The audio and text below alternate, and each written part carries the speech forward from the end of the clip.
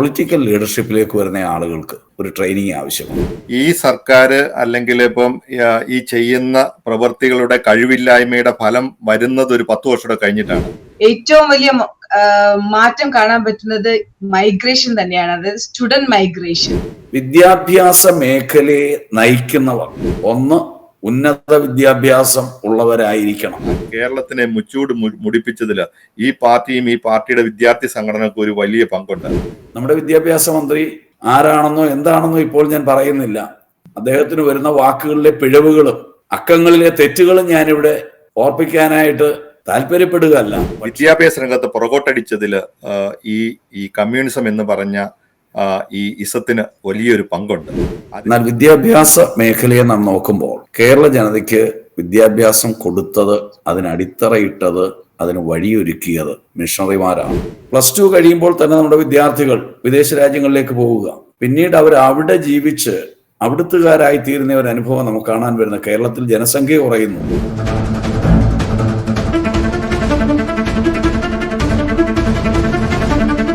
വാക്കി ടോക്കിയിലേക്ക് സ്വാഗതം. അമേരിക്കൻ കാഴ്ചപ്പാടുകളിലൂടെ ഒരു കടന്നുപോട്ടമാണ്. ഇന്ന് നമ്മുടെ കൂടെയുള്ള ഗസ്റ്റ് പാസ്റ്റർ വർഗീസ് മത്തായി. അദ്ദേഹം YMCAയുടെ യൂണിവൈ എന്ന് പറയുന്ന സ്റ്റുഡൻസ് വിങ്ങിന്റെ കേരള സ്റ്റേറ്റ് ചെയർമാനായിരുന്നു. YMCAയുടെ കൊല്ലം ഡിസ്ട്രിക്ട് ഫോർമർ ജനറൽ സെക്രട്ടറി ആയിരുന്നു. അദ്ദേഹം ഇപ്പം സീനിയർ പാസ്റ്ററായിട്ട് സേവനമനുഷ്ഠിക്കുന്നു. നമ്മുടെ ഇന്നത്തെ ഈ വിഷയം കമ്മ്യൂണിസം തകർത്ത കേരളത്തിലെ വിദ്യാഭ്യാസ രംഗം എന്നുള്ളതാണ്. കാരണം ഏതൊരു നാടിനും ഏതൊരു രാജ്യത്തിനും ആ രാജ്യത്തിന്റെ വളർച്ചയിൽ പ്രധാന പങ്ക് വഹിക്കുന്ന 2 മേഖലയാണ് ആരോഗ്യരംഗവും വിദ്യാഭ്യാസവും. ആരോഗ്യരംഗത്തിലും വിദ്യാഭ്യാസ രംഗത്തും ഉള്ള വളർച്ചയാണ് ഒരു രാജ്യത്തിന്റെ, ഒരു സംസ്ഥാനത്തിന്റെ, അല്ലെങ്കിൽ അതിന്റെ താഴോട്ട് വരുമ്പോൾ ഒരു ഗ്രാമത്തിന്റെ വരെയും വികസനം തുടങ്ങുന്നത്. കുട്ടികളാണ് നമ്മുടെ രാജ്യത്തിന്റെ ഭാവി എന്നുള്ള നിലയിലാണ്. കേരളത്തെ സംബന്ധിച്ചിടത്തോളം ഇന്ത്യ എന്ന് പറഞ്ഞ സംസ്ഥാനത്ത് ഇത്രയും വികസിതമായ ഒരു സംസ്ഥാനമാണ്. അത് സ്വാതന്ത്ര്യം കിട്ടുന്നതിന് മുമ്പ് തന്നെ ഇവിടെ മിഷണറിമാരുണ്ടായിരുന്നു. നമ്മുടെ വിദ്യാഭ്യാസ രംഗവും ആരോഗ്യരംഗവും വളരെ മികച്ചതായിരുന്നു. അപ്പോൾ ഇപ്പൊ ഇന്നത്തെ കാലഘട്ടത്തിലല്ല, പതിറ്റാണ്ടുകൾക്ക് മുമ്പ് തന്നെ വികസിത രാജ്യങ്ങളുമായിട്ട് കോമ്പറ്റ് ചെയ്യാൻ പറ്റുന്ന രീതിയിലുള്ള ഒരു വിദ്യാഭ്യാസ രംഗമായിരുന്നു നമുക്കുണ്ടായിരുന്നത്. പക്ഷേ അതുപോലെ തന്നെ ഇന്ത്യയിൽ ബാലറ്റിലൂടെ ഒരു കമ്മ്യൂണിസ്റ്റ് ഭരണം നിലവിൽ വന്ന ഒരു സംസ്ഥാനവുമാണ് കേരളം. കേരളത്തിൽ അങ്ങനെ വളരെ തലതിരിഞ്ഞ പല സ്വഭാവങ്ങളും ഉണ്ട്. അതിലൊന്നാണ് ഇപ്പം ഈ പറഞ്ഞ പോലെ ഇന്ദിരാഗാന്ധി അടിയന്തരാവസ്ഥ പ്രഖ്യാപിച്ചു കഴിഞ്ഞപ്പോൾ ഇന്ത്യയിൽ മുഴുവൻ കോൺഗ്രസ് തൂത്തെറിയപ്പെട്ടപ്പോൾ കോൺഗ്രസ് കേരളത്തിൽ തിരിച്ചു വന്നു. അത് എപ്പോഴും മലയാളികളുടെ ഒരു സവിശേഷ സ്വഭാവമാണ്, തലതിരിഞ്ഞതിനെ സ്വീകരിക്കുക എന്നുള്ളൊരു സവിശേഷ സ്വഭാവം. അപ്പൊ ഈ കമ്മ്യൂണിസം എന്ന് പറഞ്ഞ ഞങ്ങളുടെയൊക്കെ ഒരു തലമുറയെ 90s ഞങ്ങളുടെയൊക്കെ ഒരു തലമുറയെ വിദ്യാഭ്യാസ രംഗത്ത് പുറകോട്ടടിച്ചതിൽ ഈ കമ്മ്യൂണിസം എന്ന് പറഞ്ഞ ഈ ഇസത്തിന് വലിയൊരു പങ്കുണ്ട്. അതിന്റെ സ്റ്റുഡൻസ് വിങ് നമ്മുടെ നാട്ടിൽ കാട്ടിക്കൂട്ടിയതിനൊക്കെ ഇതിനൊക്കെ ആര് സമാധാനം പറയും? ഒരു തലമുറയെ നഷ്ടത്തിലേക്കും അതിന്റെ ആ വിദ്യാഭ്യാസ രംഗത്തുണ്ടാക്കിയ അപച്യുതിക്കും ഒക്കെ അവർ കുറെ നേതാക്കന്മാർ അന്ന് തൊട്ട് വന്ന പ്രക്രിയകളിലൂടെ കടന്ന് നേതാക്കന്മാരായി അവർ വളരെ സുഭിക്ഷമായിട്ട് അധികാരത്തിന്റെ എല്ലാ മനോഹര തീരങ്ങളും അണിഞ്ഞ് അവർ സുഖമായിട്ട് ജീവിക്കുന്നു.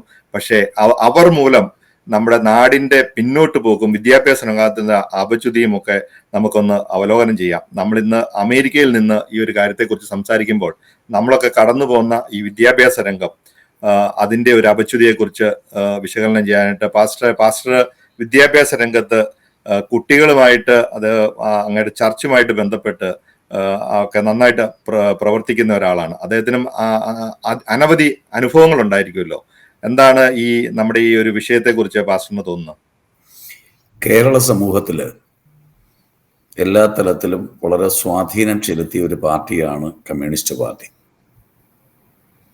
നേരത്തെ ഓർപ്പിച്ചതുപോലെ ലോകത്തിൽ ആദ്യമായി ബാലറ്റിലൂടെ അധികാരത്തിൽ വന്ന ഒരു മന്ത്രിസഭ VMS നമ്പൂതിരിപ്പാടിന്റെ നേതൃത്വത്തിൽ 1957 നിലവിൽ വന്ന കേരളത്തിലെ മന്ത്രിസഭയാണ്. അതുകൊണ്ട് തന്നെ കേരള സമൂഹത്തിൽ അവർക്കുണ്ടായ സ്വാധീനം മനസ്സിലാകും. അത് സാധാരണക്കാരുടെ ഇടയിലേക്ക് ഇറങ്ങിച്ചെന്നൊരു സ്വാധീനം ഉണ്ടാക്കാൻ അവർ ശ്രമിച്ചു. അതിൽ വിജയിച്ചെന്ന് പറയാം. എന്നാൽ വിദ്യാഭ്യാസ മേഖലയെ നാം നോക്കുമ്പോൾ കേരള ജനതയ്ക്ക് വിദ്യാഭ്യാസം കൊടുത്തത്, അതിനടിത്തറയിട്ടത്, അതിന് വഴിയൊരുക്കിയത് മിഷണറിമാരാണ്. ആർക്കും ആ യാഥാർത്ഥ്യത്തെ നിഷേധിക്കുവാൻ കഴിയുകയില്ല. ഒരു ചൊല്ലുണ്ട്, മിഷണറിമാർ അക്ഷരം കൊടുത്തു, കമ്മ്യൂണിസ്റ്റുകാർ വായിക്കാനുള്ള ലിറ്ററേച്ചർ കൊടുത്തു. മിഷണറിമാർ നൽകിയതായ സംഭാവനയുടെ അടിത്തറയിൽ നിന്നുകൊണ്ട് കമ്മ്യൂണിസം വികസിപ്പിക്കുക എന്ന ഒരു ലക്ഷ്യം കമ്മ്യൂണിസ്റ്റ് പാർട്ടിക്കുണ്ടായിരുന്നു. എന്നാൽ മറ്റൊരു പ്രധാന കാരണം വിദ്യാഭ്യാസ മേഖലയെ കമ്മ്യൂണിസ്റ്റ്വൽക്കരിച്ചു എന്നുള്ളതാണ്. വിദ്യാർത്ഥികളിലേക്ക് രാഷ്ട്രീയം കൊണ്ടുവന്നു. വിദ്യാർത്ഥികളിലേക്ക് രാഷ്ട്രീയം കൊണ്ടുവന്നപ്പോൾ അവരുടെ ശ്രദ്ധ മാറി. വിദ്യാർത്ഥി യൂണിയനുകളുണ്ടായി. അധികാരത്തെക്കുറിച്ചുള്ള കൊതി അവരിൽ വന്നു. അവരുടെ ശ്രദ്ധ മുഴുവൻ മറ്റു മേഖലകളിലേക്ക് മാറി. അതുകൊണ്ട് വിദ്യാഭ്യാസ മേഖലയിൽ അടിസ്ഥാനപരമായ ദോഷങ്ങൾ ഉണ്ടായിട്ടുണ്ട്. പ്രത്യേകിച്ച് വിദ്യാർത്ഥികളെ സംബന്ധിച്ച് ഏറ്റവും പ്രധാനപ്പെട്ട കാര്യം പഠിക്കുക എന്നുള്ളതാണ്, അറിവ് സമ്പാദിക്കുക. അവരുടെ ജീവിതത്തിൽ വളരെ പരിമിതമായ ഒരു കാലഘട്ടം മാത്രമേ വിദ്യാഭ്യാസം ലഭിക്കുന്നുള്ളൂ. എന്നാൽ ആ കാലഘട്ടത്തിൽ ലഭിക്കുന്നതായ സാഹചര്യങ്ങൾ പരമാവധി പ്രയോജനപ്പെടുത്താൻ അവരെ പ്രോത്സാഹിപ്പിക്കുകയും അതിനുള്ള സാഹചര്യം ഒരുക്കി കൊടുക്കുകയും ചെയ്യുക എന്നുള്ളതാണ് ഒരു സമൂഹത്തിൻ്റെ, ഒരു ഗവൺമെന്റിന്റെ ഉത്തരവാദിത്വം. എന്നാൽ കമ്മ്യൂണിസ്റ്റ് പാർട്ടിക്ക് അവിടെ വന്ന പരാജയമെന്ന് പറയുന്നത്, കമ്മ്യൂണിസം വളർത്തുന്നതിന് വേണ്ടി വിദ്യാർത്ഥികളെ യൂണിയനുകളാക്കി. അവരുടെ ശക്തി പ്രകടനങ്ങൾ കൊണ്ട് എതിരാളികളെ തച്ചുടയ്ക്കാൻ ശ്രമിച്ചു. അപ്പോൾ വിദ്യാർത്ഥി യൂണിയനുകൾ രംഗത്ത് വന്നപ്പോൾ കേരള രാഷ്ട്രീയത്തിൽ ഏറ്റവും കൂടുതൽ വിദ്യാർത്ഥി സമരങ്ങൾ നടന്നതും അതിൻ്റെ പേരിൽ പൊതുമുതൽ നശിപ്പിക്കപ്പെട്ടതും കമ്മ്യൂണിസ്റ്റുകാരുടെ ഭരണകാലത്താണ്, അല്ലെങ്കിൽ കമ്മ്യൂണിസ്റ്റുകാരുടെ നേതൃത്വത്തിലാണ് എന്ന് പറയുന്നതിൽ തെറ്റില്ല എന്ന് ഞാൻ മനസ്സിലാക്കുന്നു. വിദ്യാഭ്യാസത്തെക്കാൾ അധികം സമരങ്ങൾക്ക് പ്രാധാന്യം കൊടുത്തു. മറ്റെന്തൊക്കെയോ ചിന്തകൾ അവരിലേക്ക് പകർന്ന് സാമൂഹിക മാറ്റത്തിനും പരിവർത്തനത്തിനും വേണ്ടി എന്നുള്ള നിലയിൽ വിദ്യാർത്ഥികളെ ഉപയോഗിച്ചു. എല്ലാ രാഷ്ട്രീയ പാർട്ടിക്കും അതിൽ പങ്കുണ്ടെങ്കിലും കേരള രാഷ്ട്രീയത്തിൽ ഏറ്റവും കൂടുതൽ വിദ്യാർത്ഥി സമരങ്ങൾ നടന്നതും അതിൻ്റെ പേരിൽ പൊതുമുതൽ നശിപ്പിക്കപ്പെട്ടതും കമ്മ്യൂണിസ്റ്റുകാരുടെ ഭരണകാലത്താണ്, അല്ലെങ്കിൽ കമ്മ്യൂണിസ്റ്റുകാരുടെ നേതൃത്വത്തിലാണ് എന്ന് പറയുന്നതിൽ തെറ്റില്ല എന്ന് ഞാൻ മനസ്സിലാക്കുന്നു. രണ്ട് കാര്യങ്ങൾ പ്രത്യേകിച്ച് ഞാൻ ഈ ഒരു സമയത്തിൽ ഓർക്കുന്നത്, ഈ 90s നമ്മുടെയൊക്കെ ഒരു കാലഘട്ടത്തിൽ നമുക്കറിയാം, മലയാളികൾ ഈ ലോകം മുഴുവൻ പടർന്ന് കയറിയിട്ടുണ്ട്. നമ്മൾ എവിടെ ചെന്ന് കഴിഞ്ഞാലും അതിനകത്തൊരു IT പ്രൊഫഷണൽസ് ഉണ്ട്, മെഡിക്കൽ പ്രൊഫഷണൽ, പ്രത്യേകിച്ച് നേഴ്സുമാർ, പാരാമെഡിക്കൽ നേഴ്സുമാരാണ് കൂടുതലും പോയത്. ഈ ഞങ്ങളുടെയൊക്കെ കാലഘട്ടത്തിൽ SFIയുടെ സംസ്ഥാന പ്രസിഡന്റ് ആയിരുന്ന PK ബിജു എന്ന് പറഞ്ഞ ex-MP ആണ്, 2 തവണ MP ആയിരുന്നു, ആലത്തൂരിൽ നിന്നും ജയിച്ചു വന്ന PK ബിജു. അതേ ആ കാലഘട്ടത്തിൽ നമ്മളൊക്കെ അന്നൊക്കെ വളരെ അതിശയത്തോട് കണ്ട ഒരു കാര്യമായിരുന്നു, കേരളത്തിലെ നേഴ്സുമാർക്ക് ലോകത്തെല്ലായിടത്തും വളരെയേറെ ഒരു അക്സെപ്റ്റൻസ് ഉണ്ടായിരുന്ന ഒരു കാലമാണ്. അങ്ങനെ നമ്മുടെ മൈഗ്രേഷൻ, നമ്മൾ ആദ്യം ഗൾഫിലേക്കും പിന്നെ യൂറോപ്പിലേക്കും അമേരിക്കയിലേക്കും ഒക്കെ കുടിയേറിയ ഒരു സമയം. 60s തൊട്ട് നേഴ്സുമാരൊക്കെ അമേരിക്കയിലേക്ക് പോയി തുടങ്ങിയിട്ടുണ്ട്, 60 എൻഡ് ഓഫ് 60s ഒക്കെ. അപ്പൊ PK ബിജു അന്ന് പറഞ്ഞ കേരളത്തിലെ വിദ്യാഭ്യാസ രംഗമായിട്ട് പറഞ്ഞൊരു പ്രസ്താവന, SFIയുടെ പ്രസിഡന്റ് ആയിരുന്നു അദ്ദേഹം ആ സമയത്ത്. അദ്ദേഹം പറഞ്ഞു, ഇനി ലോകത്ത് നേഴ്സിംഗ് പ്രൊഫഷന് യാതൊരുവിധ സാധ്യതയുമില്ല. അപ്പൊ കേരളത്തിൽ കുറെ നേഴ്സിംഗ് സ്കൂളുകൾ തുടങ്ങാൻ സർക്കാർ പ്ലാൻ ഇട്ടിരുന്ന സമയമാണ്. അപ്പൊ ആ സമയത്ത് ഇനി നേഴ്സിങ്ങിന് ഒരു സാധ്യതയുമില്ല. അതുകൊണ്ട് അങ്ങനെ ഒരു പ്രൊഫഷൻ വേണ്ടി ഇവിടെ ഹോസ്പിറ്റലുകളും നേഴ്സിംഗ് സ്കൂളുകളും തുടങ്ങുന്നത് ഒരു കാരണവശാലും അവര് സമ്മതിക്കുകയില്ല എന്ന് പറഞ്ഞൊരു പ്രസ്താവന ഞാൻ ഓർക്കുന്നു. ആ കാലം പോയിട്ട് ഇപ്പോഴും ലോകം മുഴുവൻ ഒരു 10 ലക്ഷത്തോളം വേക്കൻസി ഉണ്ട്. പല രാജ്യങ്ങളുടെ ഇമിഗ്രേഷൻ പോളിസി കാരണമാണ് ഈ നേഴ്സുമാർക്ക് എല്ലാ രാജ്യത്തും, ഈവൻ യൂറോപ്പിലെ പല രാജ്യങ്ങൾക്ക് അവരുടെ ബോർഡർ, അവരുടെ ഇമിഗ്രേഷൻ പോളിസി കാരണം അവർ ഓപ്പൺ ചെയ്ത് കൊടുക്കുന്നില്ല. അവിടെയൊന്നും നേഴ്സുമാർക്ക് വളരെ ഷോർട്ടേജ് ഉണ്ട്. നമ്മുടെ നാട്ടിലെ നേഴ്സുമാരൊക്കെ പറഞ്ഞു, ഈ ഒരു പാർട്ടിയുടെ ഈ ഒരു ചതി കാരണം ഇവർ നമ്മുടെ നാട്ടില് സത്യം പറഞ്ഞു കഴിഞ്ഞാൽ എത്ര ഹോസ്പിറ്റലുകളുണ്ട്, നേഴ്സിംഗ് സ്കൂളുകളുടെ ഹോസ്പിറ്റലുകളൊക്കെ വളരെ തുച്ഛമായിരുന്നു. ഒരു ജില്ലയിൽ 1-2 സ്കൂളുകളിലായിരുന്നു നേഴ്സിംഗ് സ്കൂൾ ഉണ്ടായിരുന്നത്. ഈ പിള്ളേർ ശരിക്കും പറഞ്ഞു കഴിഞ്ഞാൽ ഇന്ന് അമേരിക്കയിലും ഇംഗ്ലണ്ടിലും ഓസ്ട്രേലിയയിലും ഒക്കെ പോയി വളരെ സക്സസ് ആയിട്ട് വിജയിച്ചു നിൽക്കുന്ന പല നേഴ്സുമാരും അവരുടെ കുടുംബങ്ങളും അവരൊക്കെ എത്രമാത്രം കഷ്ടപ്പെട്ടാണ് കർണാടകയിലും തമിഴ്നാട്ടിലും ആന്ധ്രാപ്രദേശിലും ഒക്കെ ഈ പാട്ട പോലെയുള്ള നേഴ്സിംഗ് സ്കൂൾ എന്ന് പറഞ്ഞു കഴിഞ്ഞാൽ അവിടുത്തെ സർക്കാരുകൾ തട്ടിക്കൂട്ടി വെക്കുന്ന വലിയ മാഫിയായിരുന്നു, എഡ്യൂക്കേഷൻ മാഫിയായിരുന്നു. ആ മാഫിയകളുടെ കയ്യിൽ നിന്ന് പൈസ മേടിച്ച് ഇവന്മാർ സംഭാവന മേടിച്ചിട്ടാണോ ഇങ്ങനെയൊക്കെയുള്ള ഒരു വിദ്യാഭ്യാസ രംഗത്തെ തകർക്കുന്ന ഒരവസ്ഥ? പ്രത്യേകിച്ച് അത് എടുത്തു പറയേണ്ട ഒരു കാര്യമാണ്. അപ്പം നമ്മുടെയൊക്കെ കുടുംബങ്ങളില് അല്ലെ നമ്മുടെയൊക്കെ നാടുകളില് എത്രമാത്രം സഹനം സഹിച്ചു അത് നമ്മളറിയാം. നമുക്ക് ഇപ്പം എത്രമാത്രം സേഫ്റ്റി ഉണ്ട് പെൺകുട്ടികൾ കൂടുതൽ നേഴ്സിംഗിന് അന്നൊക്കെ പോകും. ഇപ്പൊ മെയിൽ നേഴ്സുമാരൊക്കെ ഇഷ്ടംപടി പോകുന്നുണ്ട്. അന്നൊക്കെ പെൺകുട്ടികൾ തന്നെ പുറത്തു പോയി പഠിച്ച് കഷ്ടപ്പെട്ട് അതിനൊക്കെയുള്ള ഒരു സാഹചര്യം നമ്മുടെ നാട്ടിൽ ഉണ്ടായിരുന്നെങ്കിൽ നമ്മുടെ നാട്ടിൽ എന്തെല്ലാം വ്യവസായങ്ങൾ ഒരു സ്കൂള്, ഒരു മെഡിക്കൽ കോളേജ് വന്നു കഴിഞ്ഞാൽ അതിന്റെ ചുറ്റുവട്ടത്തും എത്രയോ 100 കണക്കിന് ബിസിനസ്സുകളാണ് ഡെവലപ്പ് ചെയ്യേണ്ടത്. ഇതെല്ലാം നമ്മുടെ കേരളത്തിൽ നിന്ന് പുറകോട്ടടിച്ചത് അങ്ങനെയുള്ള ചില തീരുമാനങ്ങളായിരുന്നു. അന്ന് ആ ഒരു 90s ഒക്കെ കാലഘട്ടത്തിൽ ഈ SFIയും DYFI ഒക്കെ നടത്തിയ സമര കോലാഹലങ്ങൾ നമുക്ക് പറയാതിരിക്കാൻ വയ്യ. എനിക്ക് തോന്നുന്നു അത് കഴിഞ്ഞിട്ട് AK ആന്റണി മുഖ്യമന്ത്രി ആയിരുന്നപ്പോഴാണ് ജോൺ ഹോപ്കിൻസ് എന്ന് പറയുന്ന വളരെ പ്രശസ്തമായ, എനിക്ക് തോന്നുന്നു 1870കളിൽ തുടങ്ങിയ ആ ഒരു മെഡിക്കൽ കോളേജിന്റെ നമ്മുടെ കേരളത്തിൽ തുടങ്ങാനായിട്ട് AK ആന്റണി സൈൻ ചെയ്തു. മൂന്നാറിൽ അങ്ങാണ്ടായിരുന്നു അതിന്റെ ഒരു പ്രോജക്റ്റ് വന്നത്. 150 ഏക്കറിലുള്ള ഒരു വലിയ ക്യാമ്പസ് ആയിരുന്നു. അന്ന് അതിനെ ആ ഒരു സമരത്തെ ഈ ഇടതുപക്ഷം, ഈ കമ്മ്യൂണിസ്റ്റ് പാർട്ടികൾ എതിർത്ത് ഇത് ചാരപ്രവർത്തനമാണ്, ഇവിടെ പ്രവർത്തനം നടക്കുന്നു എന്നൊക്കെ പറഞ്ഞ് നമ്മൾ കേരളത്തിന് അങ്ങനെ അത്രയും വിഖ്യാതമായി. എന്നിട്ട് എനിക്ക് തോന്നുന്നു ജോൺ ഹോപ്കിൻസ് ആ സ്ഥാപനം അവര് സിംഗപ്പൂരിലെങ്ങാണ്ടാണ് കൊണ്ടുപോയി സ്ഥാപിച്ചത്.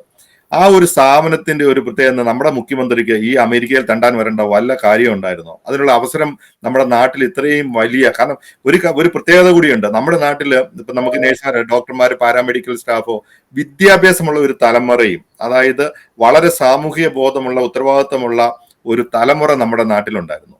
അതായത് അത് ഇങ്ങനെയുള്ള വിദ്യാഭ്യാസ സ്ഥാപനങ്ങൾ അത് നമ്മളൊരു വേൾഡ് ഹബ്ബായിട്ട് വളർന്നു വരേണ്ട ഒരു സ്ഥലമാണ് ഈ കേരളം എന്ന് പറഞ്ഞത്. ആ കേരളത്തിനെ മുച്ചൂട് മുടിപ്പിച്ചതിൽ ഈ പാർട്ടിയും ഈ പാർട്ടിയുടെ വിദ്യാർത്ഥി സംഘടനകൾക്ക് ഒരു വലിയ പങ്കുണ്ട്. ഞാൻ നേരത്തെ പറ്റീഷയൊക്കെ ഈ രാഷ്ട്രീയ രംഗത്ത് വളരെ കൃത്യമായിട്ടുണ്ടായിരുന്ന ഒരാളായിരുന്നു. ആ ഒരു കാലഘട്ടത്തിലൊക്കെ അറിയാൻ പാടില്ല, സമരകോലാഹലങ്ങളെ കുറിച്ചൊക്കെ കൃത്യമായിട്ട് ഓർക്കുന്നില്ലേ? അതെ, ഇതിനെ കുറിച്ച് പറയുമ്പോഴത്തേനും നമ്മുടെ അതായത് എന്റെയൊക്കെ സ്കൂൾ കാലഘട്ടവും ഇപ്പോഴത്തെ സ്കൂൾ കാലഘട്ടവും അല്ലെങ്കിൽ എന്തൊക്കെ മാറ്റങ്ങളാ അതിൽ നിന്ന് വന്നിട്ടുള്ളതെന്നൊക്കെ നോക്കുമ്പോഴത്തേനും ഏറ്റവും വലിയ മാറ്റം കാണാൻ പറ്റുന്നത് മൈഗ്രേഷൻ തന്നെയാണ്. അതായത് സ്റ്റുഡന്റ് മൈഗ്രേഷൻ. ആദ്യമൊക്കെ എന്ന് പറഞ്ഞു കഴിഞ്ഞാല് സ്റ്റുഡൻസ് പഠിക്കാൻ വരുന്നതെന്ന് പറഞ്ഞാല് എന്താ പറയാ ഒരു PGയോ അല്ലെങ്കിൽ അവരുടെ ഒരു ഗ്രാജുവേഷൻ അത് കഴിഞ്ഞിട്ടുള്ള ഒരു മൈഗ്രേഷൻ ആയിരുന്നു നമ്മൾ കണ്ടിരുന്നത്. പക്ഷെ ഈ ഒരു 10 വർഷത്തിനുള്ളിലുള്ള ഒരു സ്റ്റുഡന്റ് മൈഗ്രേഷൻ എന്ന് പറയുന്നത് +2 കഴിയുമ്പോൾ തന്നെ നമ്മുടെ കേരളത്തിലുള്ള, ഇന്ത്യയിലുള്ളതെന്ന് നമുക്കറിയാം, പക്ഷെ എസ്പെഷ്യലി കേരളത്തിലുള്ള കുട്ടികള് സ്റ്റുഡന്റ് മൈഗ്രേഷൻ എന്ന് പറയുന്നത് ഒരു +2 കഴിഞ്ഞ അപ്പൊ തന്നെ വിവിധ രാജ്യങ്ങളിലേക്കുള്ള ഒരു മൈഗ്രേഷൻ അൺകൺട്രോൾ ആയിട്ട് അത് പോയിക്കൊണ്ടിരിക്കുകയാണ്. അതാദ്യം പിന്നെ എന്താ പറയാ കാനഡയിലേക്കായിരുന്നു, ഇംഗ്ലണ്ടിലേക്കായിരുന്നു. ഇപ്പൊ അതിനുള്ള ഒരു റെസ്ട്രിക്ഷൻ വന്നു കഴിഞ്ഞപ്പോഴത്തേനും മറ്റുള്ള രാജ്യങ്ങളിലേക്കായി, ജർമ്മനി, ഇറ്റലി, ന്യൂസിലാൻഡ്, ഓസ്ട്രേലിയ എന്ന് പറഞ്ഞ് അത് തുടർന്നുകൊണ്ടേയിരിക്കുകയാണ്. അതിനുള്ള കാരണങ്ങൾ നമ്മൾ ശ്രദ്ധിച്ചു കഴിഞ്ഞാല് ഇപ്പോ നിങ്ങൾ രണ്ടുപേരും പാസ്റ്ററും ജിൻസും പറഞ്ഞത് തന്നെയാണ് അതിന്റെ മെയിൻ കാരണങ്ങൾ. എന്ന് വെച്ചാല് ആദ്യം തുടക്കകാലം മുതൽ ഈ കമ്മ്യൂണിസ്റ്റ് സർക്കാരുകള് ഈ സർക്കാർ വന്നിട്ടുള്ള എല്ലാ സർക്കാരുകളും, കമ്മ്യൂണിസ്റ്റ് സർക്കാരുകള് ഈ എഡ്യൂക്കേഷന്റെ കാര്യങ്ങളിൽ അവര് പ്രവർത്തിച്ചിരുന്ന ഒരു എന്താ പറയാ ഒരു അതിനോട് അവര് ഒരു ഇത് കാണിച്ചിട്ടുണ്ട്. അതായത് ഒരു മറ്റുള്ള വകുപ്പുകൾക്ക് കൊടുത്തിരുന്ന പരിഗണന എഡ്യൂക്കേഷൻ അത്ര അധികം നൽകിയിട്ടില്ലെന്ന് തന്നെ ഞാൻ പറയാം. ഇന്നും അത് തന്നെയാണ് അവർ തുടർന്ന് പോകുന്നതെന്നാണ് എനിക്ക് തോന്നുന്നത്. ഇപ്പൊ ഇന്നലെ ഉണ്ടായ സംഭവത്തിൽ പോലും അതിന് ഗവൺമെന്റിന്റെ അല്ലെങ്കിൽ ഗവൺമെന്റിന്റെ നല്ല ആ ഒരു വകുപ്പുമായി ബന്ധപ്പെട്ടിട്ടുള്ള പിന്നെ അവരുടെ ഭാഗത്തിൽ നിന്നുണ്ടായ ഒരു സമീപനം അല്ലെങ്കിൽ അവരുടെ ഭാഗത്തു നിന്നുണ്ടായ ഒരു വിദ്യാഭ്യാസ വകുപ്പിന്റെ എന്നല്ല, അതുമായിട്ട് ചേർന്നിട്ടുണ്ടായിട്ടുള്ള അവരുടെ ഒരു റെസ്പോണ്ട് എന്ന് പറയുന്നത് നമുക്ക് എന്താ പറയാ, നമുക്ക് ജനതയ്ക്ക് അംഗീകരിക്കാൻ പറ്റുന്നതല്ല. അപ്പൊ ആ കുട്ടിക്ക് അങ്ങനെ സംഭവിച്ചു കഴിഞ്ഞപ്പോഴത്തേനും അത് എങ്ങനെയാണ് അത് റെസ്പോണ്ട് ചെയ്യേണ്ടത്, എങ്ങനെയാണ് അത് റിപ്ലൈ ചെയ്യേണ്ടത് എന്നുള്ളതിന്റെ ഒരു കാര്യം പോലും നമുക്കത് മനസ്സിലാക്കാവുന്നതാണ്. സോ ഇത് നമ്മൾ അന്നത്തെ ഒരു ചർച്ചയിൽ പറഞ്ഞതുപോലെ തന്നെയാണ്, ഒരു വിദ്യാഭ്യാസമുള്ള ഒരു മന്ത്രി ഉണ്ടാവേണ്ടതിന്റെയോ തലപ്പത്തിരിക്കേണ്ടതിന്റെയോ അല്ലെങ്കിൽ ഈ ഒരു ഡിപ്പാർട്ട്മെന്റ് ഭരിക്കേണ്ടത് ആരാണെന്നതിന്റെയോ അതിനേക്കാൾ ഏറെ അതിന്റെ ഒരു അഡ്മിനിസ്ട്രേഷൻ ലെവലിലുള്ള ആൾക്കാര് വിദ്യാഭ്യാസമുള്ളവരായിരിക്കുന്നതിന്റെയും ഒക്കെ ഒരു കുറവ് നമുക്ക് കാണാൻ പറ്റുന്നുണ്ട്. ഇതില് വന്നിട്ട് നമ്മളിപ്പോ ഈ മൈഗ്രേഷന്റെ കാര്യം പറയുന്നത് പോലെ തന്നെയാണ് അവിടുത്തെ ഈ സമരങ്ങൾ എന്തിനും ഏതിനും സമരമാണ്. നിങ്ങൾ സമരം ചെയ്തോന്നേ, സമരം എന്ന് പറയുന്നത് ആവശ്യമാണ്. നമുക്കിപ്പോ നമ്മുടെ ഒരു ഗവൺമെന്റോ അല്ലെങ്കിൽ കേന്ദ്രത്തിലിരിക്കുന്ന സർക്കാരോ അല്ലെങ്കിൽ ഭരണത്തിലിരിക്കുന്ന സ്റ്റേറ്റിലിരിക്കുന്ന സർക്കാരോ നമ്മളുടെ ജനങ്ങൾക്കെതിരായിട്ട് എന്തെങ്കിലും ഒന്ന് നടത്താൻ പോവുകയാണോ അല്ലെങ്കിൽ എന്തെങ്കിലും ചെയ്യുകയാണെന്നുണ്ടെങ്കിൽ അതിനെതിരെ ഒരു സമരം നടത്തേണ്ടത് ആവശ്യമാണ്. അത്യാവശ്യമാണെന്നല്ല, ആവശ്യമാണ്. പക്ഷെ അത് ജനങ്ങളുടെ സഞ്ചാര സ്വാതന്ത്ര്യത്തിനോ അല്ലെങ്കിൽ ജനങ്ങളുടെ ജീവിത സ്വാതന്ത്ര്യത്തിനെയോ തടസ്സപ്പെടുത്തിക്കൊണ്ടുള്ള സമരങ്ങൾക്ക് എതിര് തന്നെയാണ്. ഒരു കാലത്ത് ജനങ്ങൾ അത് ആസ്വദിച്ചിരുന്നു, പക്ഷെ ഇന്ന് അത് അങ്ങനെയല്ല. അറ്റ് ദ സെയിം ടൈമില് കുട്ടികളുടെ വിദ്യാഭ്യാസത്തെ, കുട്ടികളുടെ ദൈനംദിന ജീവിതത്തെ, അവരുടെ ഉയർന്നു വരുന്ന ഓരോ ദിവസവും എത്രമാത്രം ഇമ്പോർട്ടന്റ് ആണെന്ന് മനസ്സിലാക്കാതെ അവരെ കൂടെ സ്കൂളുകളിൽ ചെന്ന് പിടിച്ചിറക്കുക, അല്ലെങ്കിൽ സ്കൂളിലേക്ക് വരുന്ന കുട്ടികളെ ഇതിലേക്ക് ആവശ്യമില്ലാതെ അവരെ ഇതിലേക്ക് വലിച്ചിഴക്കുക, അവരുടെ സമ്മതമോ അറിവോ ഇല്ലാതെ, മാതാപിതാക്കളുടെ സമ്മതമോ അറിവോ ഇല്ലാതെ അവരെ വലിച്ചിരിക്കുക. നമുക്കൊരു പ്രായപരിധിയുണ്ട്, കുട്ടികൾക്ക് സ്വയം തീരുമാനമെടുക്കാൻ ഒരു പ്രായപരിധിയുണ്ട്. അതുപോലും പരിഗണനയില്ലാതെ അവരെ ഇതിലേക്ക് വലിച്ചിഴക്കുക.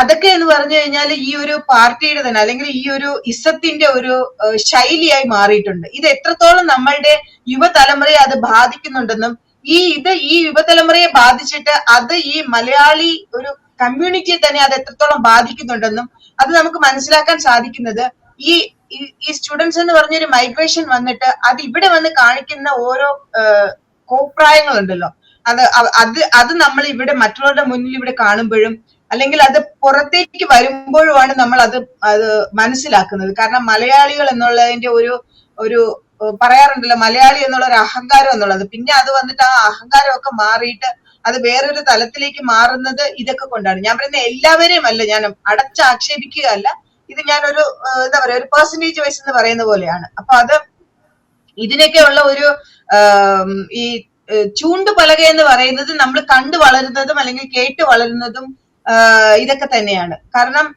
ഈ ചേട്ടന്മാര് കാണിക്കുന്നത് തന്നെയാണ് നമ്മളിത് കാണുന്നത്, കുട്ടികൾ കാണുന്നത്. അവർ വിചാരിക്കുന്നത് ഇതൊരു വീരാരാധനയോ അല്ലെങ്കിൽ ഇതൊക്കെ എന്തോ ഒരു ആൾക്കാർ ഇതൊക്കെ ഇങ്ങനെയൊക്കെ ചെയ്യുമ്പോഴത്തേനും എന്തൊക്കെയോ ഒരു ത്രില്ലുള്ളത് പോലെ കുട്ടികൾ ഒരു മനോഭാവം ഉണ്ടാക്കിയെടുക്കുന്ന പോലെയൊക്കെയാണ് അവർക്ക് തോന്നുന്നത്. പക്ഷെ ഇതൊന്നും അല്ല യഥാർത്ഥത്തിലുള്ള ഒരു ഹീറോയിസം എന്ന് പറയുന്നതും അല്ലെങ്കിൽ യഥാർത്ഥത്തില് ഒരു സ്കൂൾ ലൈഫ് എന്ന് പറയുന്നതും കോളേജ് ലൈഫ് എന്ന് പറയുന്നതും ഇതൊന്നും അല്ലെന്നുള്ളത് മനസ്സിലാക്കാനായിട്ട് അവർക്ക് കുറെ നാൾ കഴിയേണ്ടിയിരിക്കുന്നു. ഇപ്പൊ ഈ പറഞ്ഞ പോലെ റീസെന്റ് ആയിട്ട് ഞാൻ ഈ ഇടയ്ക്ക് ആരുടെ ഒരു ഇന്റർവ്യൂ കേൾക്കാനിടയായി. അതിൽ അവർ പറയുന്നുണ്ട്, പണ്ടായിരുന്നു പെൺകുട്ടികൾക്ക് ആൺകുട്ടികൾ എന്ന് പറഞ്ഞു കഴിഞ്ഞാൽ ഒരു പ്രത്യേകതരം രീതി ഉണ്ടായിരുന്നു. അവരിങ്ങനെ ആയിരിക്കണം, ഇങ്ങനെ ബൈക്കിൽ ഇങ്ങനെ ഓടിക്കണം, അല്ലെങ്കിൽ ബൈക്ക് സ്റ്റണ്ട് ചെയ്യുന്നവരോ അല്ലെങ്കിൽ ഇങ്ങനെയൊക്കെ ഉള്ളവരൊക്കെ ആയിരുന്നു പെൺകുട്ടികൾക്ക് ഇഷ്ടം, ഹീറോയിസോ എന്നൊക്കെ പറഞ്ഞ് നടക്കുന്നത്. പക്ഷെ ഇന്ന് അതൊക്കെ കാലമൊക്കെ മാറി. ഇന്ന് അങ്ങനെയൊന്നും അല്ല.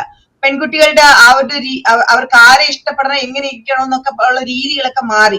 അത് മനസ്സിലാക്കേണ്ട സമയവും എനിക്ക് തോന്നുന്നു പെൺകുട്ടികളെക്കാൾ ഏറെയും ഇവർക്കാണ് തോന്നുന്നു അതൊക്കെ വായിക്കുകയും കേൾക്കുകയും കണ്ടും ഒക്കെ മനസ്സിലാക്കേണ്ടത് ഇവരാണെന്ന് തോന്നുന്നു.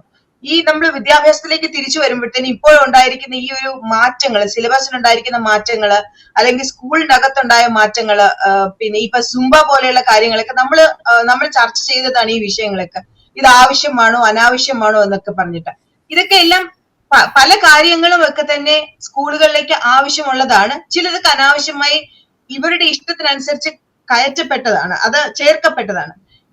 ഇതിനോടുള്ള ചോദ്യം എന്താണെന്ന് വെച്ച് കഴിഞ്ഞാല് ഇത് ഓരോ പരിഷ്കാരങ്ങളും സ്കൂളുകളിൽ ചെയ്യുമ്പോൾ സമയത്തെ കുറിച്ചായാലും അല്ലെങ്കിൽ സൂംബ പോലെയുള്ള കാര്യങ്ങളായാലും പിന്നെ പാഠ്യേതര വിഷയങ്ങളായാലും പാഠ്യ വിഷയങ്ങളായാലും എന്തെങ്കിലുമൊക്കെ പരിഷ്കരണങ്ങൾ വരുത്തുമ്പോൾ ഇത് ആലോചിച്ചാണോ ചെയ്യുന്നത് എന്നുള്ളത്, അതായത് തീരുമാനങ്ങൾ എടുക്കുന്നത് ഫ്യൂച്ചറിനെ കുറിച്ചും അല്ലെങ്കിൽ അനലിസ്റ്റിക് ആയിട്ട് എന്തെങ്കിലും ഇത് ചെയ്തിട്ടാണോ ഇവർ ചെയ്യുന്നത് എന്നുള്ളത് നമുക്കൊരു സംശയം ഉളവാക്കുന്നത് പോലെയാണ്. കാരണം എന്ന് വെച്ച് കഴിഞ്ഞാൽ കുറെ നാൾ കഴിയുമ്പോൾ ഇത് ചെയ്തതൊക്കെ തെറ്റായിരുന്നു, മടയത്തരമായിരുന്നു എന്ന് അതിന്റെ റിപ്പോർട്ടുകൾ വരുമ്പോഴും റിസൾട്ട് വരുമ്പോഴും നമ്മൾ അറിയുന്നുണ്ട്. ഒന്നും വേണ്ടെന്നേ, നമ്മുടെ ഈ SSLCയുടെ ഒക്കെ റിസൾട്ട് വരുമ്പോഴത്തേനും നമ്മൾ അറിയുന്നുണ്ട്, പിള്ളേർക്ക് കിട്ടുന്ന എന്താ പറയാ വിജയ ശതമാനങ്ങൾ കാണുമ്പോഴത്തേനും നമ്മൾ അറിയുന്നുണ്ടല്ലോ. അതിന്റെ ഒരു ഉദാഹരണമല്ലേ അതൊക്കെ. നമ്മൾ പണ്ടൊക്കെ നമ്മൾ എന്തോരം കുത്തിയിരുന്നെന്ന് നമ്മൾ പഠിച്ചിരുന്നത്. നമ്മളുടെ ഇതിനെ നമ്മൾ കുറ്റം പറയുന്നതല്ലോ കേട്ടോ. ഇവിടുത്തെ ഒരു അമേരിക്കൻ പഠന രീതിയും നമ്മളുടെ നാട്ടിലെ പഠന രീതിയും തമ്മിൽ രാപ്പകൽ വ്യത്യാസമുണ്ട്. പക്ഷെ എന്നാൽ പോലും ഇവിടെയുള്ള എല്ലാം അഡോപ്റ്റ് ചെയ്യുന്നുണ്ട്, എല്ലാ വേണ്ടാത്തരങ്ങളും അഡോപ്റ്റ് ചെയ്യുന്നുണ്ട്. പക്ഷെ എന്തുകൊണ്ട് നമ്മളുടെ ഇവിടുത്തെ കുറെ നല്ല കാര്യങ്ങൾ അവിടെയോട്ട് അഡോപ്റ്റ് ചെയ്യുന്നില്ലെന്ന് ഞാൻ പലപ്പോഴും ആലോചിക്കാറുണ്ട്.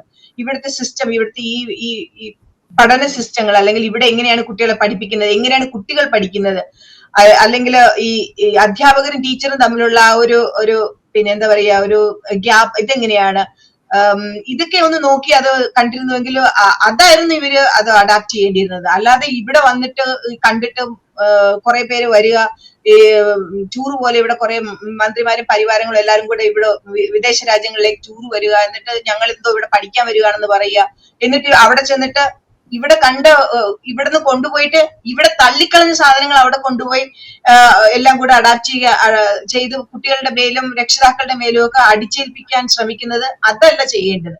ഇവിടെ വിജയിച്ച കാര്യങ്ങൾ, അല്ലെങ്കിൽ ഇവിടെ ഈ ചെയ്തുകൊണ്ടിരിക്കുന്ന കാര്യങ്ങൾ, ഇവിടെ കുട്ടികളിൽ അത് അവരുടെ മനസ്സിന് ഉല്ലാസം കൊടുക്കുന്ന കാര്യങ്ങൾ, അല്ലെങ്കിൽ അത് സക്സസ് ആകുന്ന കാര്യങ്ങളാണ് അവിടുത്തെ കുട്ടികളിലേക്ക് നമ്മൾ പിന്നെ എന്താ പറയാ ഏൽപ്പിക്കേണ്ടത്. അത് പിന്നെ സ്കൂളുകളിൽ അത് പരിഷ്കാരങ്ങൾ ഉണ്ടാക്കേണ്ടത്, അല്ലെങ്കിൽ കോളേജുകളിൽ പരിഷ്കാരങ്ങൾ ഉണ്ടാക്കേണ്ടത്. ഇപ്പൊ പാസ്റ്റർ പറഞ്ഞതുപോലെ കോളേജുകളിലോ അല്ലെങ്കിൽ പിന്നെ എന്താ പറയാ രാഷ്ട്രീയം വരാൻ പാടില്ല എന്ന് ഒന്നും ഞാൻ എതിർക്കുന്ന ആളല്ല. രാഷ്ട്രീയം വേണം.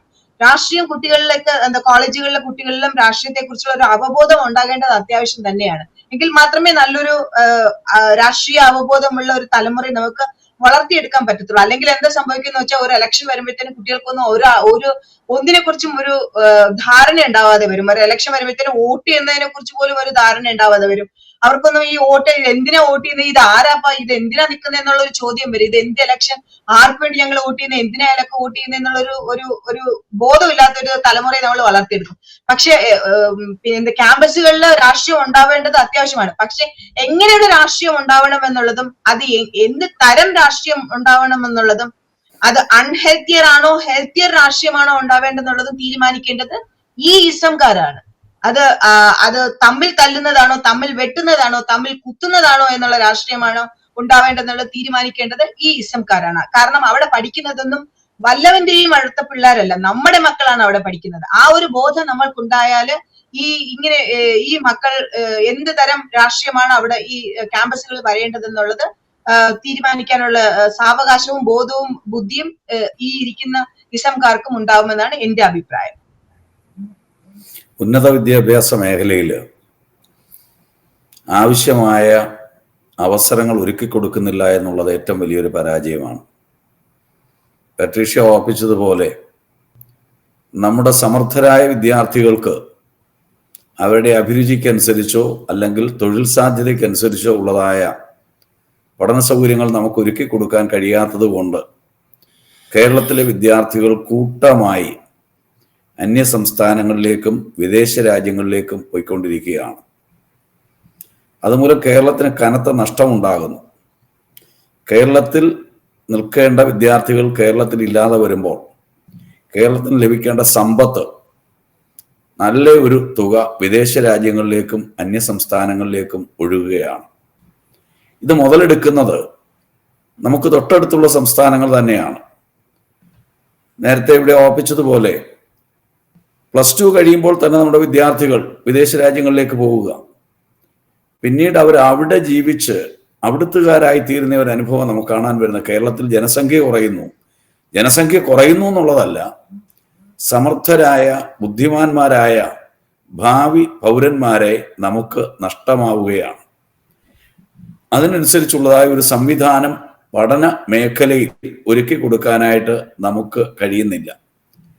ഏറ്റവും പ്രധാനപ്പെട്ട ഒരു കാര്യം, പുരോഗതികൾക്ക് പലപ്പോഴും നമ്മൾ എതിരാണ്.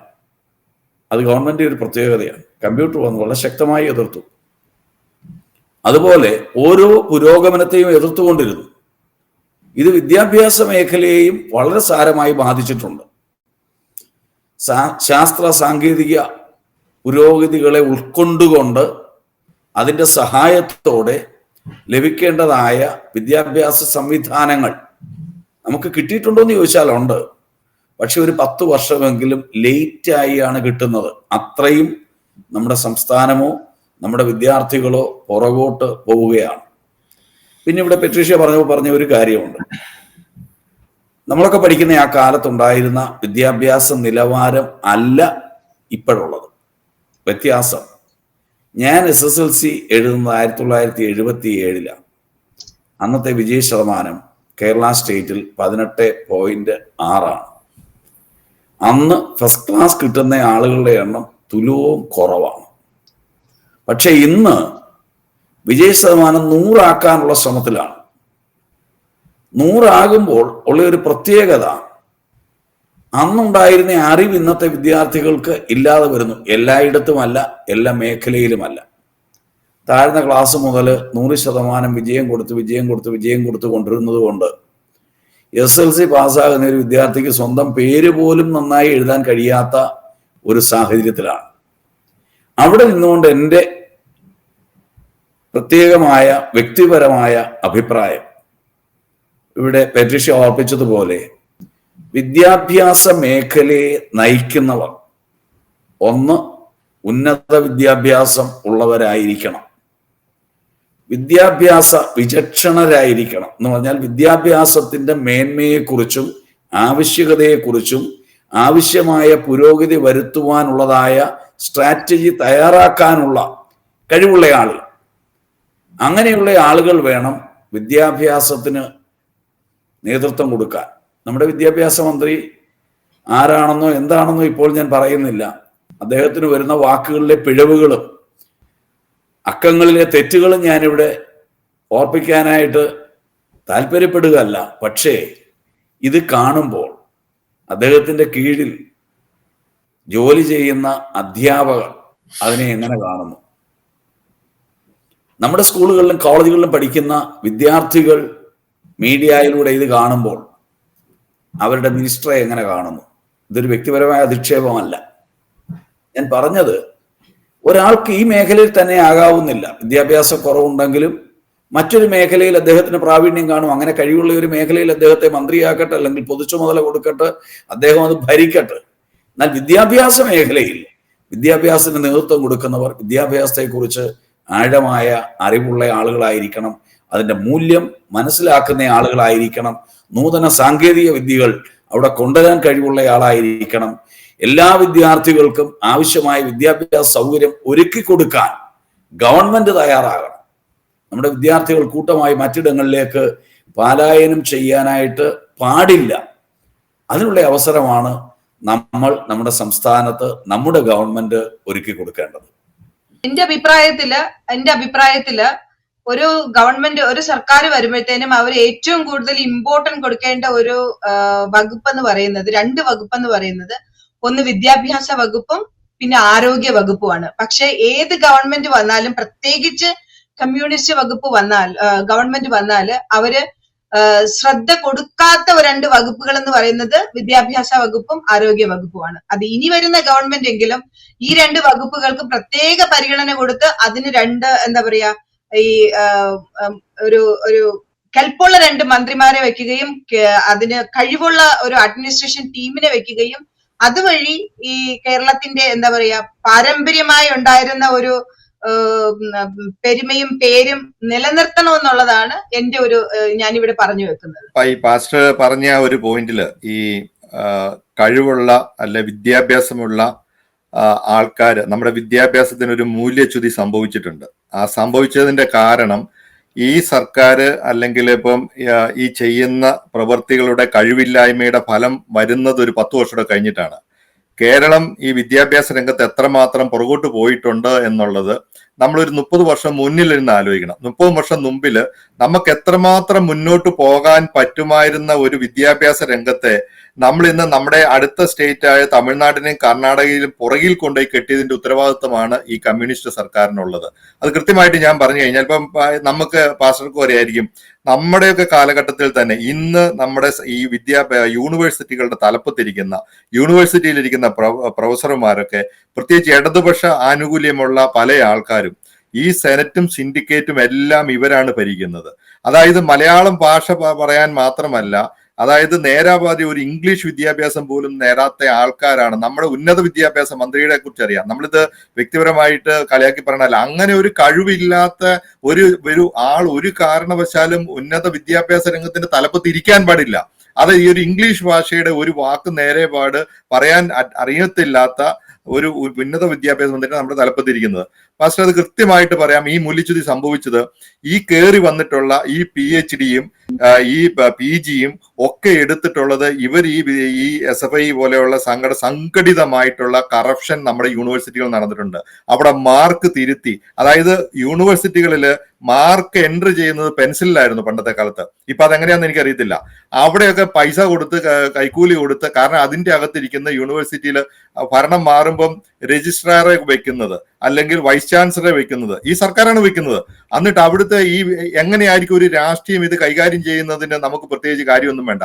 ഈ പഠിച്ച് ഈ തലപ്പത്ത് കയറിയിരിക്കുന്നവരും ഈ സർക്കാരിന്റെ നോമിനികളായിട്ട് വരുന്നവരും എല്ലാം ഇതുപോലെ ഒരക്ഷരം പഠിക്കാതെ തല്ലിയും കൊന്നും ഈ വിദ്യാഭ്യാസത്തെ നശിപ്പിച്ചിട്ട് പഠിക്കുന്ന കുട്ടികളുടെ രാഷ്ട്രീയ ഭാവി നശിപ്പിച്ചിട്ടാണ് ഇന്ന് ഈ നേതാക്കളെ. പക്ഷെ ഇവരെല്ലാം ഇന്ന് തലപ്പത്ത് വന്നു കുറെ ആൾക്കാർ. പക്ഷെ മൊത്തത്തിൽ കേരളം എന്ന് പറയുന്ന കേരള സംസ്ഥാനത്തിന്റെ വിദ്യാഭ്യാസ രംഗത്തിന്റെ ക്വാളിറ്റി പുറകോട്ട് പോയി. അത് ഭാഷണം അറിയാം. നമ്മളൊക്കെ പല സർട്ടിഫിക്കറ്റുകൾ കൊണ്ട് വേറെ പല യൂണിവേഴ്സിറ്റികളും കൊടുക്കുമ്പോൾ കേരളത്തിൽ നിന്നുള്ള ഇപ്പൊ കേരള യൂണിവേഴ്സിറ്റിയുടെ, മഹാത്മാഗാന്ധി യൂണിവേഴ്സിറ്റി, കാലിക്കറ്റ് യൂണിവേഴ്സിറ്റി, ഇന്ന് വേറെ ഒത്തിരി യൂണിവേഴ്സിറ്റികളുണ്ട്. പക്ഷെ ഇതിന്റെയൊക്കെ ഒരു ക്വാളിറ്റി ഇതെല്ലാം പൊളിറ്റിക്കൽ അപ്പോയിന്റ്മെന്റ് ആയിട്ട് കാണുന്നു. അപ്പൊ ആ പൊളിറ്റിക്കൽ അപ്പോയിന്റ്മെന്റ് ഇപ്പൊ ഒരു കോൺഗ്രസ് സർക്കാരോ അല്ലെങ്കിൽ മറ്റൊരു സർക്കാരോ ചെയ്യുന്ന പോലെ സംഘടിതമായിട്ട് ഇവരുടെ യൂണിയൻ ഉണ്ടല്ലോ, ഈ സംഘടിതമായിട്ടുള്ള ഒരു ഓപ്പറേഷനിലൂടെ പ്രത്യേകിച്ച് വിദ്യാഭ്യാസ രംഗത്തെ ഇവർ തകർത്തിട്ടുണ്ട്.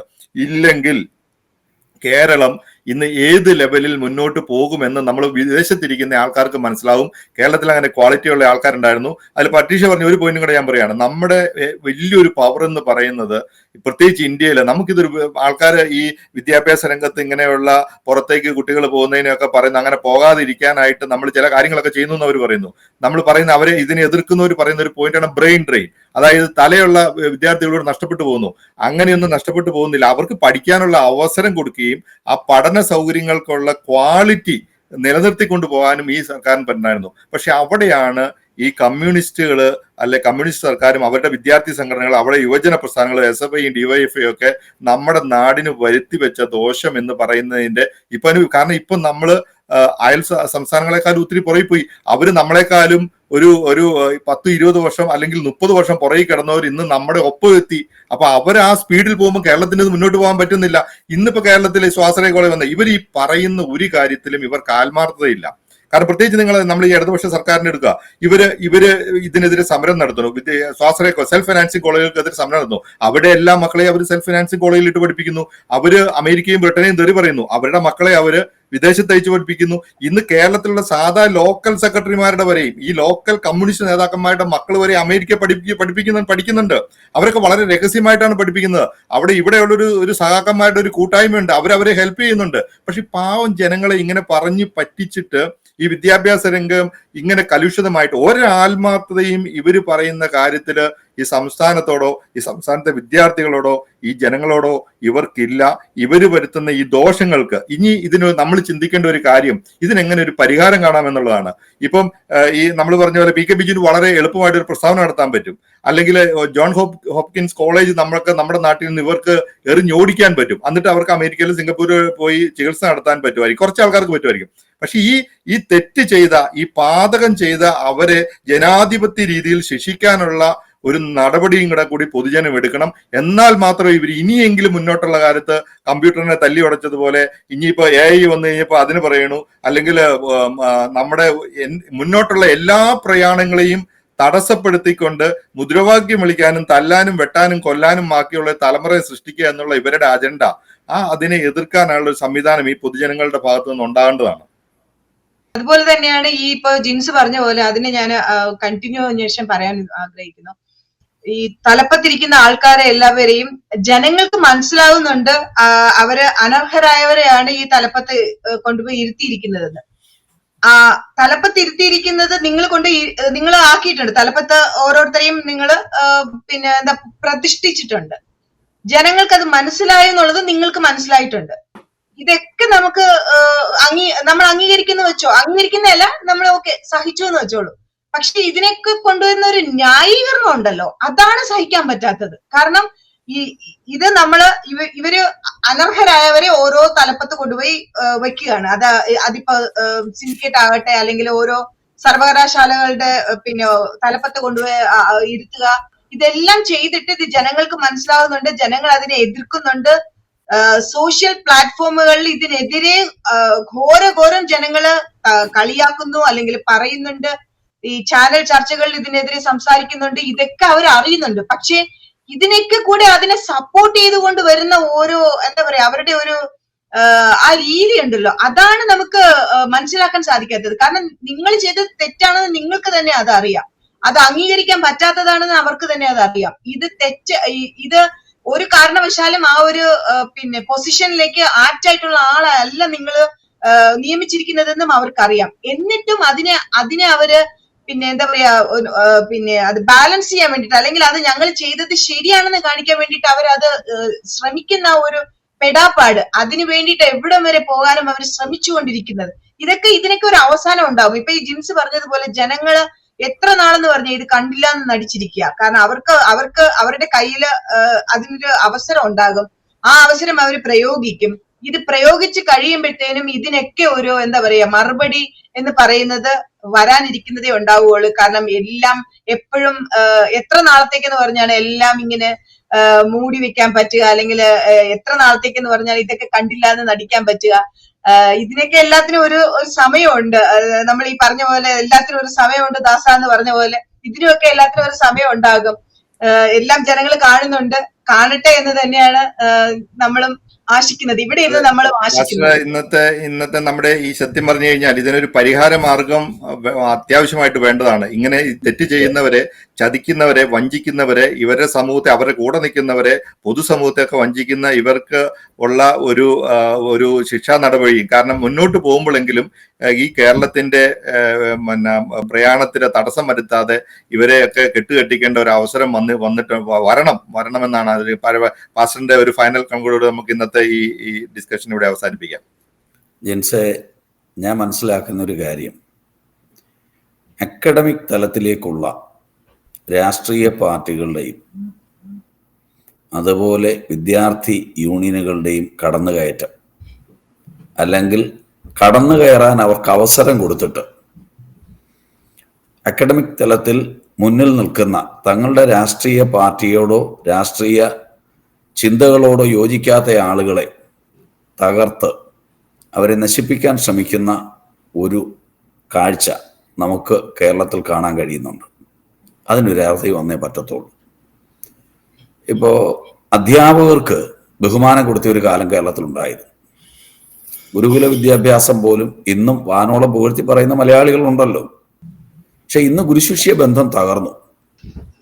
അതിൻ്റെ പ്രധാന കാരണം വിദ്യാർത്ഥികൾക്ക് വിദ്യാർത്ഥി എന്ന നിലയിൽ അവർ അർഹിക്കുന്നതിനേക്കാൾ ഉപരിയുള്ള സ്വാധീനമോ സ്വാതന്ത്ര്യമോ അവസരങ്ങളോ നൽകിയിട്ട് വിദ്യാഭ്യാസ മേഖലയിൽ നിൽക്കുന്ന ഉന്നതരായ ശ്രേഷ്ഠരായ അധ്യാപകർക്ക്, ഗുരുക്കന്മാർക്കെതിരെയും വിദ്യാഭ്യാസ വിചക്ഷണർക്കെതിരെയും ശക്തമായ പ്രതിരോധം ഏർപ്പെടുത്തുക, സമരം ചെയ്യുക, വെല്ലുവിളിക്കുക, അവരെ തകർക്കാൻ ശ്രമിക്കുക, എന്നിട്ട് തങ്ങൾ ആഗ്രഹിക്കുന്ന കാര്യങ്ങൾ വിദ്യാഭ്യാസ മേഖലയിൽ അക്കാഡമിക് തലത്തിൽ പോലും കൊണ്ടുവന്ന് സ്ഥാപിച്ചെടുക്കാൻ ശ്രമിക്കുക, അത് ഏറ്റവും വലിയൊരു ദോഷമാണ്. അടുത്ത എൻ്റെ ഒരു നിർദ്ദേശം, ഇവിടെ എല്ലാ കാര്യത്തിനും ട്രെയിനിങ് ഉണ്ട്. ഇന്ത്യയിൽ സിവിൽ സർവീസിലേക്ക് ആളുകളെ ഒരുക്കിയെടുക്കുന്നുണ്ട്. പൊളിറ്റിക്കൽ ലീഡർഷിപ്പിലേക്ക് വരുന്ന ആളുകൾക്ക് ഒരു ട്രെയിനിങ് ആവശ്യമാണ്. അത് തന്നെ അവരേതൊക്കെ മേഖലകളെ ഫോക്കസ് ചെയ്യുന്നു അത് മനസ്സിലാക്കിയുള്ള നല്ല ഒരു ട്രെയിനിങ് കൊടുത്ത് അവർ യോഗ്യരാണെന്ന് കണ്ടിട്ട് അവരെ ഇലക്ഷന് നിൽക്കാൻ അനുവദിക്കുന്ന ഒരു ഭരണ സംവിധാനം നമുക്കുണ്ടാകണം. പക്ഷെ ഇന്ന് നാം കാണുന്ന രാഷ്ട്രീയ സംവിധാനം അനുസരിച്ച് ഉണ്ടാകാൻ പ്രയാസമാണ്, ഉണ്ടാക്കിയെടുക്കാൻ പ്രയാസമാണ്. ഒരുപക്ഷെ ലോകത്തിലെ ഉന്നത രാജ്യങ്ങൾ പോലും, വികസിത രാജ്യങ്ങൾ പോലും ആ കാര്യത്തെക്കുറിച്ച് ചിന്തിച്ചു തുടങ്ങിയിട്ടുണ്ടോ എന്ന് എനിക്കറിയില്ല. എങ്കിലും പല രാജ്യങ്ങളും ഉന്നത വിദ്യാഭ്യാസമുള്ള ആളുകളെ മാത്രമേ ഭരണത്തിലേക്ക് എടുക്കുന്നുള്ളൂ. വിദ്യാഭ്യാസം മാത്രം പോരാ, കാര്യങ്ങളെ വ്യക്തമായി കാണാനും അപഗ്രഥിക്കാനും അതിൻ്റെ ശരിയായ വശങ്ങളെ മനസ്സിലാക്കാനും അതിനാവശ്യമായ പദ്ധതികൾ തയ്യാറാക്കാനും അത് ഇംപ്ലിമെന്റ് ചെയ്യാനും കഴിയണം. അത് ഞാൻ തന്നെ എല്ലാം ചെയ്യണമെന്ന് പറഞ്ഞാൽ പറ്റില്ല. എവിടെ ഒരു കൊടി നാട്ടണമെങ്കിലും ഞാൻ വേണം, എവിടെ ഒരു കല്ലിടണമെങ്കിലും ഞാൻ വേണം, എവിടെ ഒരു സ്ലാബ് ഇടണമെങ്കിലും ഞാൻ വേണം. ഒരു തെരഞ്ഞെടുക്കപ്പെട്ട ഭരണാധികാരിയുടെ ചുമതല ഇതൊന്നുമല്ല. ശരിയായി ഭരണം കൊണ്ടുപോവുക എന്നുള്ളതാണ്. ജനോപകാരപ്രദമായ രീതിയിൽ എല്ലാ വകുപ്പുകളെയും നയിക്കുവാൻ അതത് വകുപ്പുകളെ കുറിച്ച് അറിവും പ്രാവീണ്യവും സിദ്ധിച്ച നല്ല ആളുകളെ അതത് സ്ഥാനങ്ങളിൽ കൊണ്ടുവരണം. പ്രത്യേകിച്ച് നമ്മുടെ വിദ്യാഭ്യാസ രംഗത്ത് വലിയൊരു മാറ്റം അനിവാര്യമാണ്. ഫസ്റ്റ് പറഞ്ഞ പോയിന്റ് വളരെ വളരെ ഇമ്പോർട്ടന്റ് ആയിട്ടൊരു പോയിന്റ് ആണ്. രാഷ്ട്രീയക്കാർക്ക് ട്രെയിനിങ് മാത്രമല്ല, അവരുടെ വിദ്യാഭ്യാസം, അതായത് കോപ്പിയടിച്ചും സെനറ്റിലും തട്ടിക്കൂട്ടി മാർക്ക് തിരുത്തിയും കയറുന്ന നേതാക്കന്മാരല്ല, യഥാർത്ഥ വിദ്യാഭ്യാസം നേടിയ അറിവുള്ളവർ നമ്മുടെ ഭരണ നേതൃത്വത്തിൽ വരണം. അങ്ങനെ വന്നെങ്കിൽ മാത്രമേ ഉള്ളൂ ഇനി നമ്മുടെ വിദ്യാഭ്യാസ രംഗത്ത് ഒരു ശുദ്ധീകരണത്തിന്, വിദ്യാഭ്യാസ രംഗത്ത് ഈ സമര കോലാഹലങ്ങൾ അവസാനിപ്പിക്കാനായിട്ട് വിദ്യാഭ്യാസ രംഗത്ത് ഈ രാഷ്ട്രീയ പാർട്ടികളെ നിരോധിച്ചാലും അത് കുഴപ്പമില്ല. കാരണം ഇനിയെങ്കിലും കേരളത്തിന് മുന്നോട്ട് പോകണമെങ്കിൽ ഈ വരട്ട് തത്വശാസ്ത്രത്തെ നമ്മുടെ നാട്ടിൽ നിന്നും എറിഞ്ഞോടിച്ചേ പറ്റുള്ളൂ. എന്നാൽ മാത്രമേ കേരളത്തിന് പുരോഗതി ഉണ്ടാവുള്ളൂ. നമ്മളൊക്കെ ഈ സമരാഭാസങ്ങൾ കൊണ്ട് കേരളത്തിൽ നമുക്ക് നമ്മുടെ ഉന്നത വിദ്യാഭ്യാസ രംഗത്തിന്റെ പകുതിയിൽ കൂടുതലും നമ്മൾ കേരളത്തിന് വെളിയിൽ നടത്താനാണ് നമ്മളെ കൊണ്ട് പറ്റിയത്. അങ്ങനെ അവസരം നഷ്ടപ്പെട്ട ഒരാളെന്ന നിലയിൽ ഈ കമ്മ്യൂണിസം നമ്മുടെ നാടിനെ ബാധിച്ചതിന്റെ വ്യതി ഏറ്റവും നന്നായിട്ട് അറിയാവുന്ന ഒരാൾ കൂടിയാണ്. ഈ ഇന്നത്തെ വിഷയം നമുക്ക് ഇവിടെ അവസാനിപ്പിക്കാം. നന്ദി. Thank you.